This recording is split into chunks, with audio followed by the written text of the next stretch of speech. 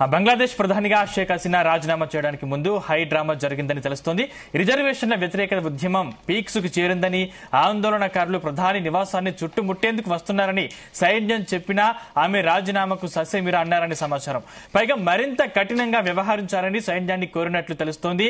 అయితే అది సాధ్యం కాదని, పరిస్థితి చెయ్యి దాటిపోయిందని సైన్యాధ్యక్షుడు హసీనా సోదరి రెహానా ఒప్పించే ప్రయత్నం చేశారు. అయినా హసీనా రాజీనామాకు నో అన్నారు. కానీ అప్పుడు అమెరికాలో ఉన్న హసీనా కుమారుడి ఫోన్ కాల్ తో అంతా మారిపోయింది. 45 నిమిషాల హై డ్రామా తర్వాత హసీనా రాజీనామా చేసి బంగ్లాను వీడి భారత్ ను చేరుకున్నారని బంగ్లాదేశ్ పత్రికల కథనం.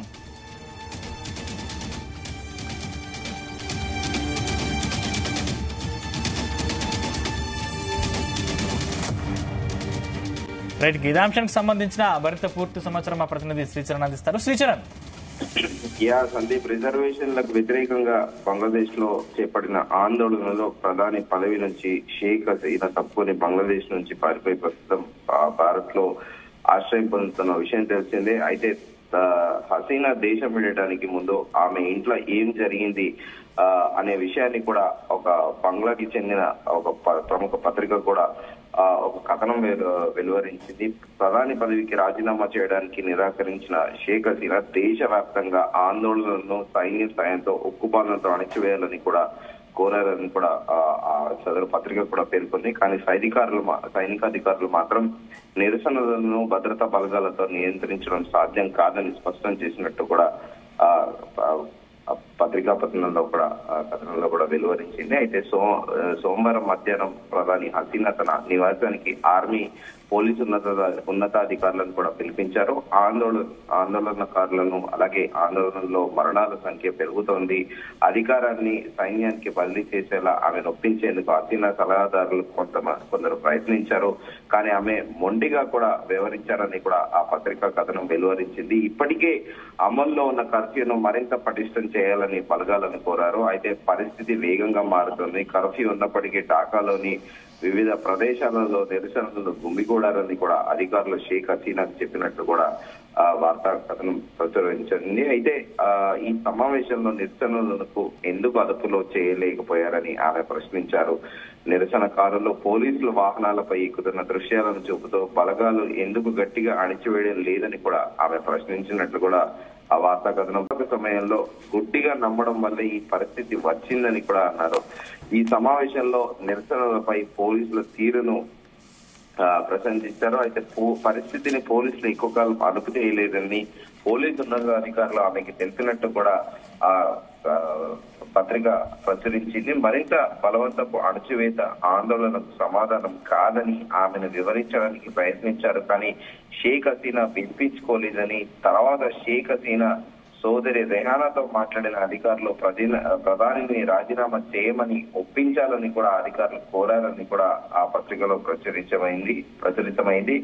రెహానా చెప్పిన ఆమె ససేరా అనడంతో అమెరికాలో ఉన్న హసీనా కుమారుడు సజీద్ వాజేద్ రంగంలోకి తిరిగి తన తల్లితో మాట్లాడి రాజీనామాకు ఒప్పించాడని కూడా ఆ పత్రికలో వచ్చింది. అయితే అతను మాత్రము తన తల్లి ఆదివారమే రాజీనామా చేయడానికి సిద్ధమయ్యారని కూడా చెప్పడము గమనార్హము. ప్రధాని కార్యాలయానికి లక్షల మంది ఆందోళనకారులు దూసుకొస్తున్నట్టు కూడా నిఘా వర్గాలు గుర్తించాయి. చివరకు 45 నిమిషాల్లోనే అక్కడి నుంచి వెళ్లాలని కూడా ఆర్మీ చీఫ్ కూడా ఆదేశించారు. ప్రధానిగా తన చివరి ప్రసంగం రికార్డు చేసి వినిపించాలని భావించిన అంత సమయం లేకపోవడంతో సైనిక హెలికాప్టర్లో కూడా ఆమె బయలుదేరిన విషయం తెలిసిందే. దారిలో బంగ్లాదేశ్ అధ్యక్ష భవనం వద్ద ఆగి తన రాజీనామాను అధ్యక్షుడికి అందజేసి కూడా అటు నుంచి అటే ఆమె భారత్ కి వచ్చిన విషయం తెలిసిందే. అయితే బంగ్లాదేశ్ ని వీడడానికి ముందు షేక్ హసీనా ఇంట్లో కూడా ఈ హైడ్రామా అంతా నడిచిందని కూడా ఆ ప్రముఖ పత్రిక కూడా ప్రచురించింది. ఆందోళనను అణిచివేయడానికి సైన్యానికి కూడా ఆదేశాలు ఇచ్చారని, సోదరి చెప్పినా కూడా ఆమె రాజీనామాకు ససేమరాని అన్నారని కూడా చర్చ నడుస్తోంది. అయితే కుమారుడు రంగంలో దిగి నేరుగా తల్లికి ఫోన్ చేసి ఆ రాజీనామాని ఇప్పించడంలో కూడా చాలా దాంతో ప్రస్తుతానికి కొంత మేర కూడా సద్దుమణిగినట్టు కూడా తెలుస్తుంది. ఒకవేళ షేక్ హసీనా అక్కడే ఉంటే ఆమె పరిస్థితి ఏంటి? ఎనియో ఆమె వెళ్ళిపోయాక కూడా ఆందోళనకారులు ఆమె ఇంట్లో చొరబడి నిరసనకారులందరూ కూడా ఆమె ఇంట్లో బెడ్రూమ్ లో కూడా ప్రవేశించి అక్కడ చేసిన మొత్తం విజువల్ లో కూడా చూసాం మనము. ఒకవేళ ఆమె నిజంగానే మొండిగా ఉండి రాజీనామా చేయకుండా అదే ఆమె అధికారిక నివాసంలో ఉంటే పరిస్థితి ఎలా ఉండేది అనేది కూడా ప్రస్తుతం రాజకీయ విశ్లేషకులు అంటున్నారు. ఎంతైనా కూడా ఆ ప్రజా ఉద్యమాన్ని ఎవరు అణిచివేయాలని చూసినా కూడా ప్రజలు తిరగబడతారు అనేది కూడా ఇది ప్రపంచంలో ఏ దేశంలో అయినా కూడా ఇది ఒక బంగ్లాదేశ్ ఒక ఉదాహరణగా కూడా అంతర్జాతీయ విశ్లేషకులు అంటున్నారు. కానీ మొత్తానికి ఈ ఎపిసోడ్ అనేది ఇప్పటికీ కూడా ఇప్పుడు తాత్కాలికంగా కూడా ప్రభుత్వ అధినేతగా మొహమ్మద్ యూనిస్ ని కూడా ప్రెసిడెంట్ ప్రకటించారు.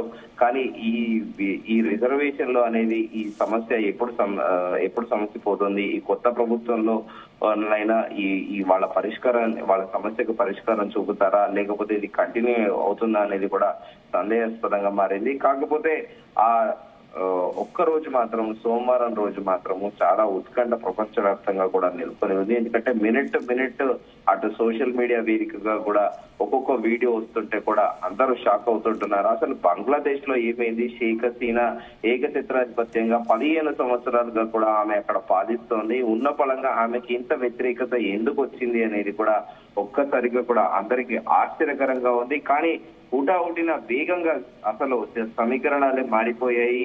ఆమె 45 నిమిషాల్లోనే అంత తతంగమంతా ముగించుకొని అటు ప్రెసిడెంట్ దగ్గరికి వెళ్లి రిజిగ్నేషన్ ఇవ్వడము, మళ్ళీ ఇమీడియట్ గా భారతదేశంతో మాట్లాడడము, ఇక్కడ విదేశాంగ అధికారులతో మాట్లాడి ప్రభుత్వంలోని పెద్దలతో మాట్లాడటము, పెద్దలతో మాట్లాడి తనకు ఆశ్రయం కావాలని అడగడము, ఇమీడియట్ గా అధికారులు కూడా షేక్ హసీనా కొడుకు జాయ్ మాట్లాడుతూ తన తల్లిక రాజకీయంలోకి రారని చెప్పి ప్రకటించారు. అంటే ఈ వ్యాఖ్యలు చేయడానికి కారణం ఏంటంటారు?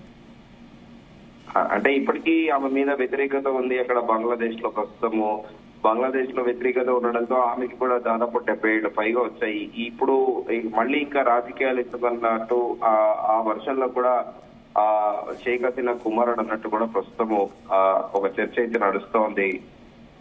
Sandeep, right, thank you Suresh Rao.